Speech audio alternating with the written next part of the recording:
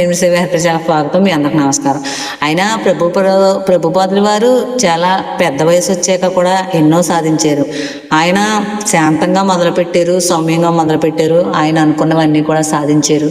చక్కగా శిష్య పరంపరలో కూడా ఆయన ఇచ్చింది చాలా బాగుంది. ఇస్కాన్ టెంపుల్స్లోకి వెళ్ళి కూర్చుంటే ఎవరికైనా ప్రశాంతత ఉంటుంది.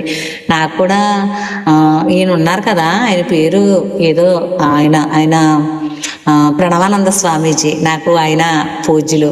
ఆయన చక్కగా చెప్తారు. ఆయన చిన్నప్పటి నుంచి జ్ఞానులే, మేము స్వామీజీలు అయిపోతామని చెప్పారంట. నాకు గురువులందరూ కూడా నాకు గురుతులేలే.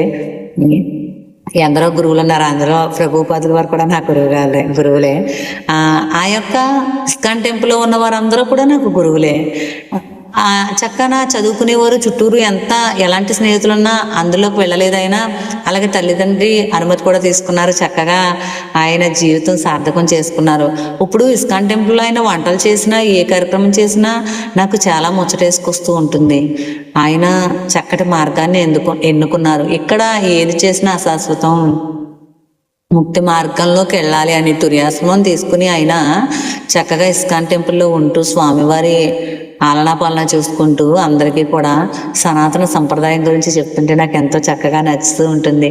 ఆయన చక్కగా జ్ఞానిగా గ్రహించారు, ఆయన ధర్మాన్ని గ్రహించారు, చక్కగా మోక్షం మార్గాన్ని ఎన్నుకున్నారు. జీవన్ముక్తులు ఆయన ఆయన చూసి మనం ఎంతో నేర్చుకోవాలి. మనం ఎప్పుడు కూడా మురికితో ఉన్నది ఏది తీసుకోప్పుడు, 2 అరటిపళ్ళు చాలా మురికిగా ఒకటి అందంగా ఒకటి ఉంటే మంచిగా ఉన్నది తీసుకుంటాం. అలాగే ఈశ్వరుడు మన నడవడి ఎలా ఉంది, మన భావన ఎలా ఉంది, మన మాట ఎలా ఉంది, మన నడవడి ఎలా ఉంది అనేది ఈశ్వరుడు చూసుకుంటాడు. మనం సద్భావన, సత్ప్రవర్తన, సంస్కారవంతంగా ఉంటేనే స్వాభిమానులు స్వీకరిస్తారు. అలా మనం ఉందా ఇక్కడ పొందదు. కాన్సెప్ట్ నచ్చితే అర్జున్ లెక్చర్ చేయండి.